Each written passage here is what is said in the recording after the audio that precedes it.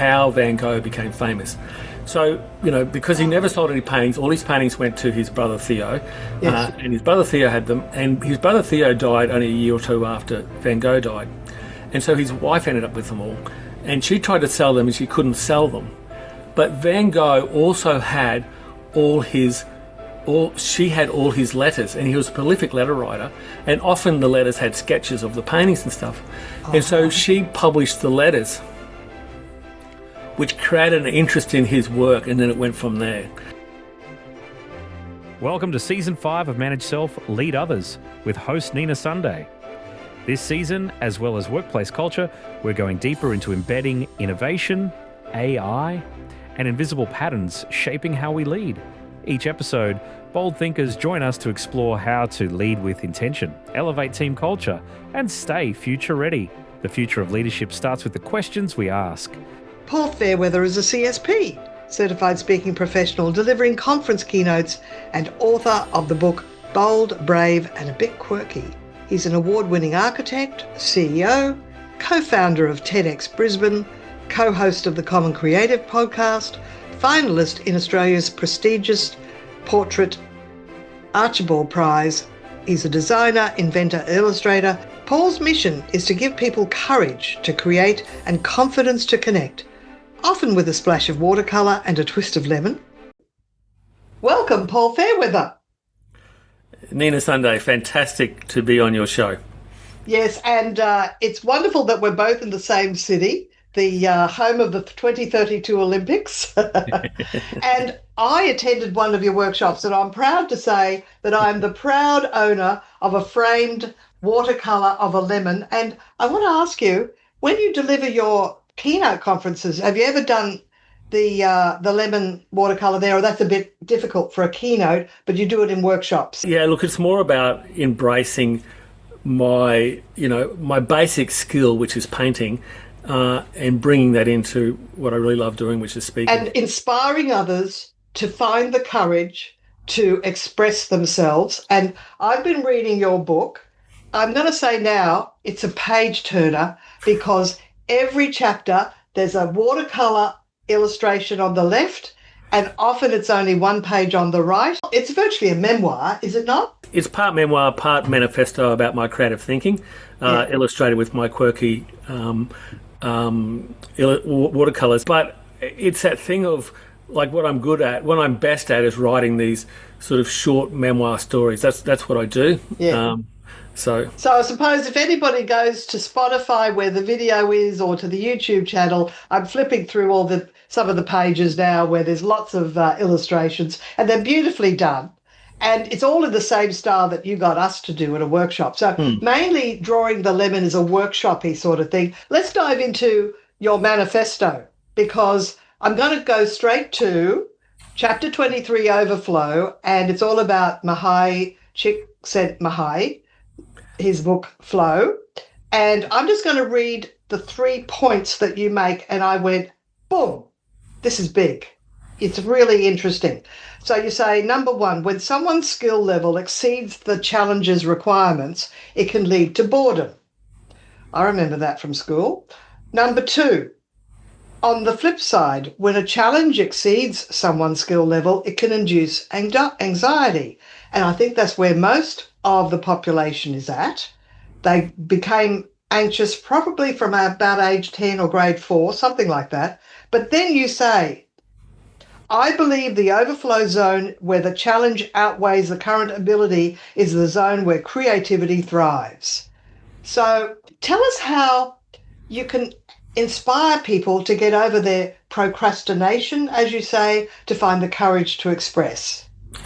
Yeah, look, it's a really interesting thing, and it's the simplest thing in the world, but probably the hardest. And look, there's all different levels at it, but primarily it's about just starting.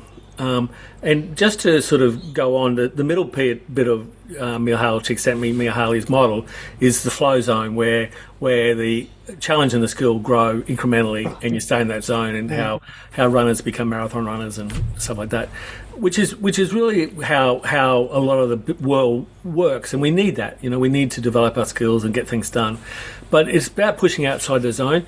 I think the easiest way is to go back to a hobby or interest you had pre-puberty, whatever that was, and start there, because that is really what you wanted to do, without any sort of, without any judgment. Because back in those days we just so if it was singing or playing with clay or drawing or dancing, that is the best place to start.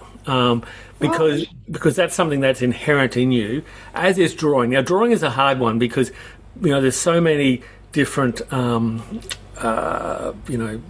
judgments around drawing. I can't draw, I'm not a good drawer, all that stuff like that. But 99.9% of us drew as kids, but it's primeval. It predated written language. In fact, it was what turned into written language, and it could have even predated verbal language, drawing diagrams with a stick in the sand, or charcoal on a cave wall.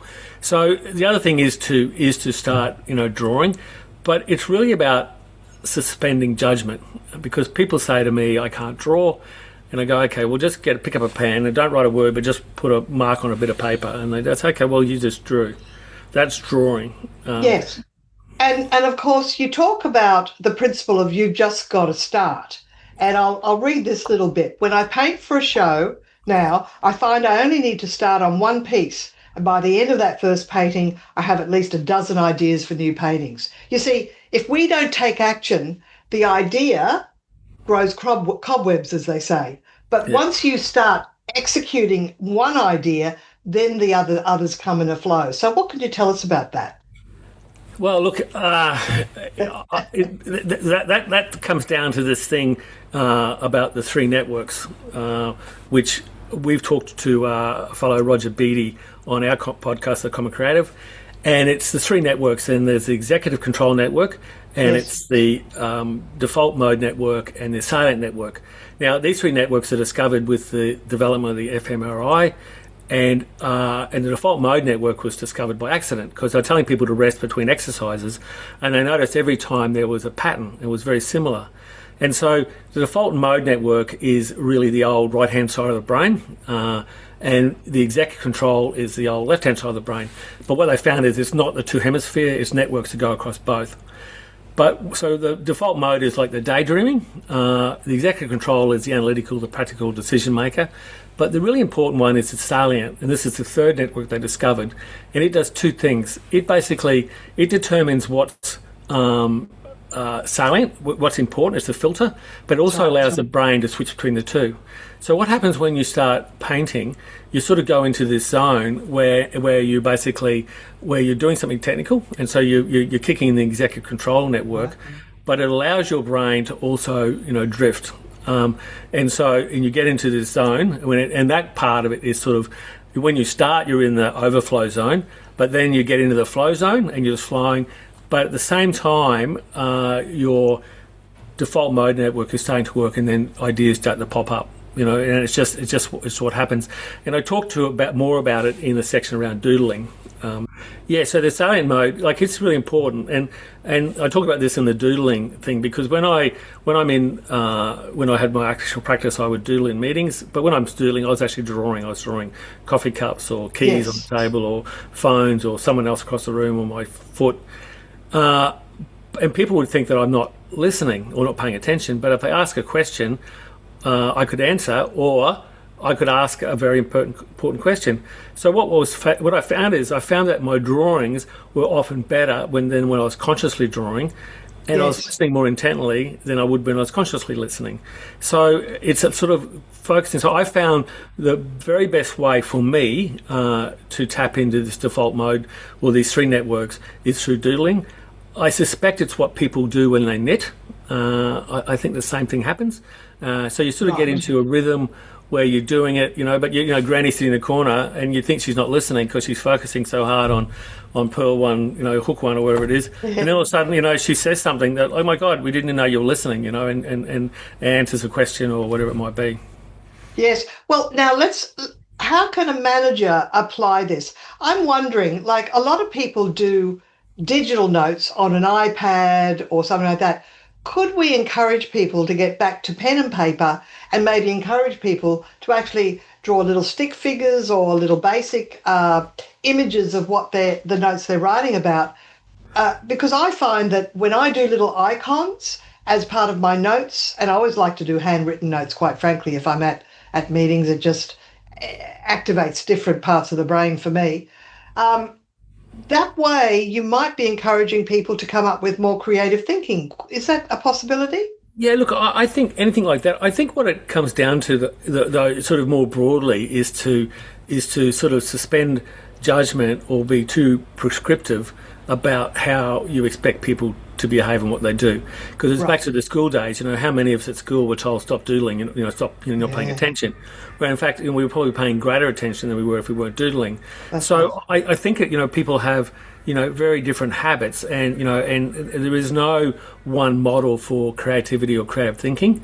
So I think that for the leader or the manager is to go, okay, I really within the boundaries, and I sort of think of it as like the bumper rails for kids bowling.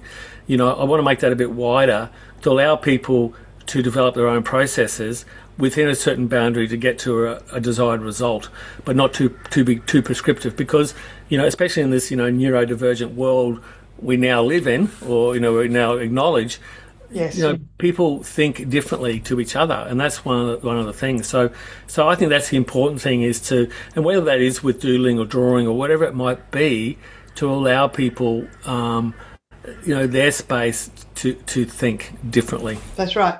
I have a personal mantra, which is always look for the second right answer. The idea behind that is, and as accredited in design thinking, ideas come from lots of ideas, and you've got to have lots of ideas to come up with a good idea.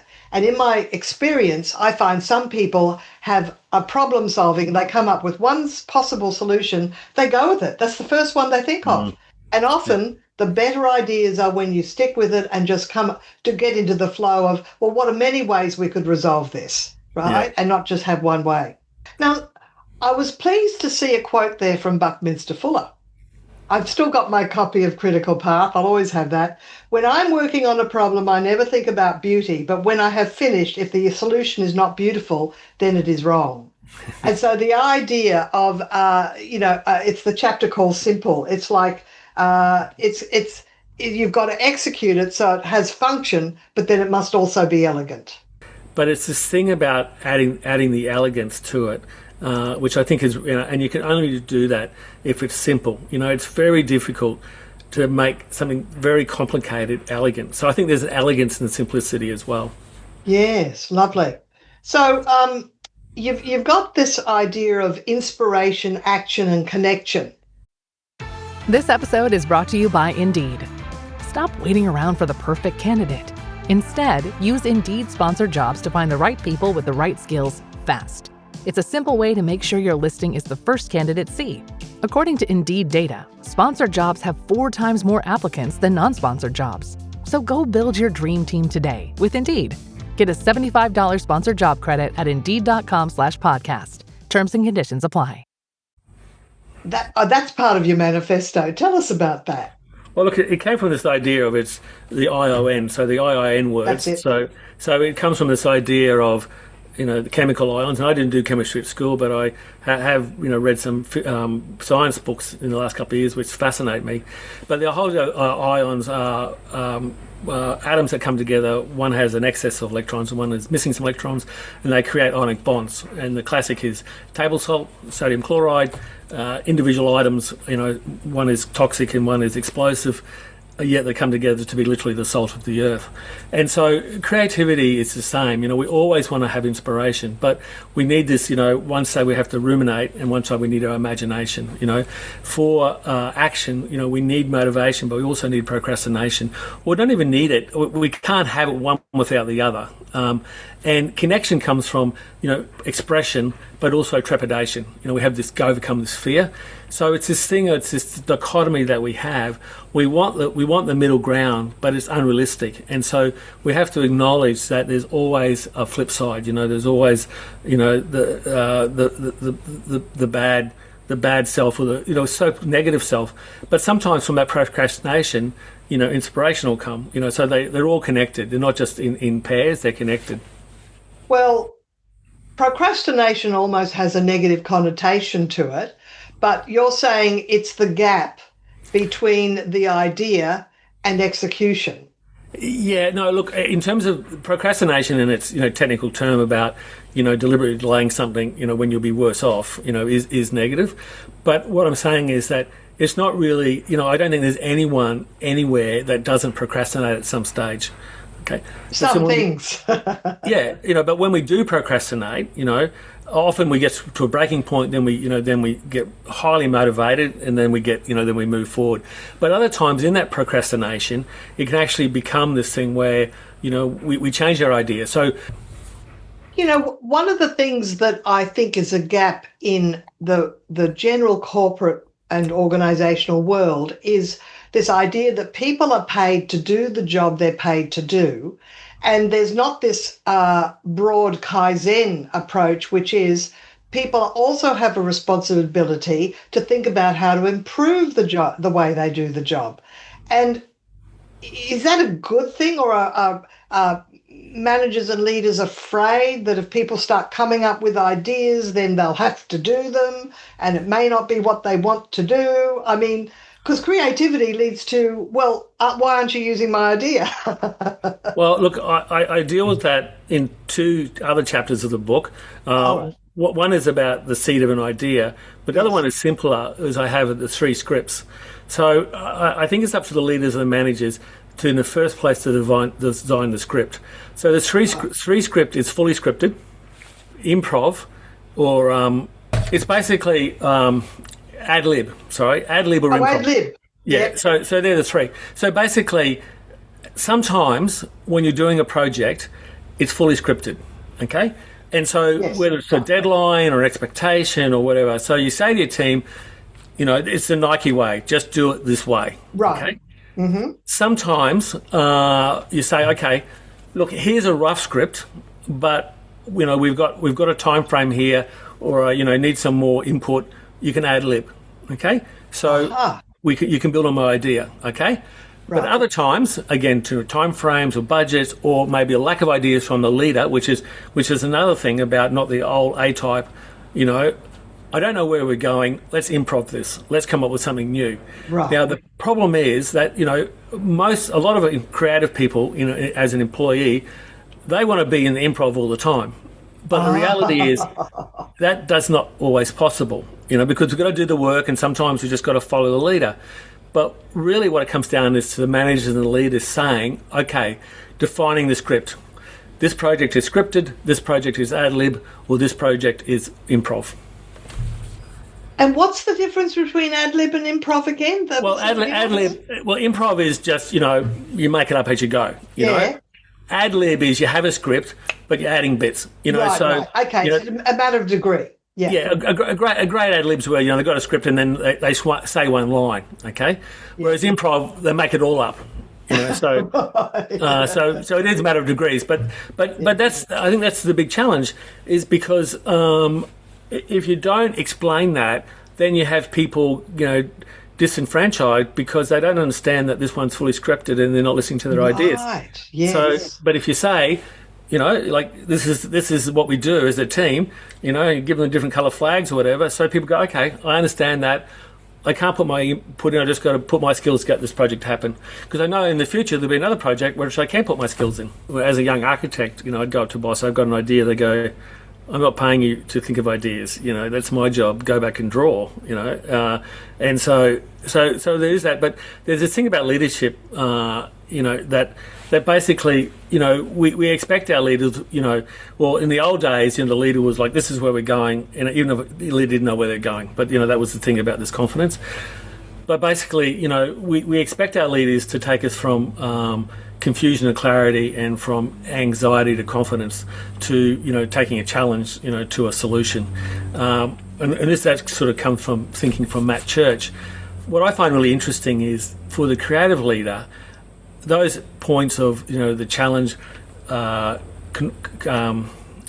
of clarity, and sort of anxiousness are all the aspects of creativity. And we started with the overflow. We have to stay longer in that uncertainty and anxiety to come up with a different idea. And so it's very difficult for some leaders to acknowledge that, to say, it's okay, I don't know the answer yet, but it's okay, we'll get there, don't panic. Yes. Because this thing was like, I know what we're doing, this whole thing, I know what we're doing, I have all the answers. Because in creativity, you've got to stay in that area of uncertainty, which comes with anxiety for a longer period of time, in order to get that, as you said earlier, that second solution, the second, solution. That's right, second right idea. Because there is this phrase in innovation, flying the plane while building the plane. Yeah. Yes. Well, look, we are sort of coming to the end of our time. So is there one aspect of creativity, innovation that you either talk about in your keynotes, or you want to make sure you get the message out to people that might be leading a team?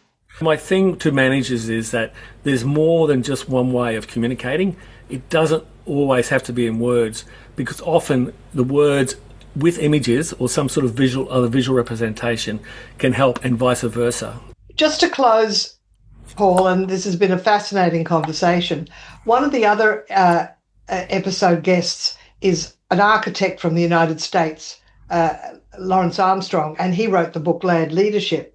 And one of the things that I observed in his book, he talked about all the different metaphors that they use to motivate their people. And when I actually went back and looked at all the metaphors, there's about a dozen.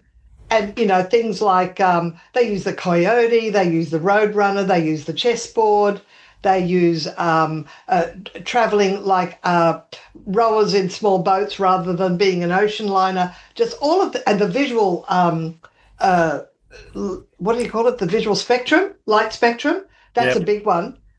They're using metaphors all the time as a way to motivate people and to get them to see the connection between some external object that exists and behaviour that they're performing, goals that they're achieving. So have you ever used metaphors in that way? So, I think metaphors are incredibly powerful. And often, the story can also be a metaphor to support the idea. But, it's about story, message, and a visual representation. And those three things, I think, bring together the complete communication. Well, Paul Fairweather, I'm excited that you live in the same city I live in. You're an absolute gem, and you're spreading the message of creative thinking and innovation to the world, and I thank you for that. That's what the world needs. Thank you so much. Thanks for having me, Nina. It's been fabulous. Well, wasn't that a fascinating conversation about creative thinking and taking action and avoiding fear of failing, and just creative expression, how managers can bring a more creative touch into fresh thinking in the office, which is what the world needs these days. It's been my pleasure to have this conversation with Paul Fairweather, and until next time. Manage Self, Lead Others has launched the book, available on Amazon, paperback, Kindle and audiobook. Not transcripts, but it's Nina Sunday's reflections on the big ideas and insights from each guest, and is adventure calling. If podcasting is the new white paper, then a travel retreat is the new corporate offsite. Short retreats in exotic locations are launching this year, so head to ninasunday.com to express your interest and be part of this learning meets travel chapter for leaders, people managers and entrepreneurs. Plus, Looking for a conference speaker or workshop facilitator to up-level your team in Australia or anywhere in the world? Visit brainpowertraining.com.au or ninasunday.com. Until you tune in next time.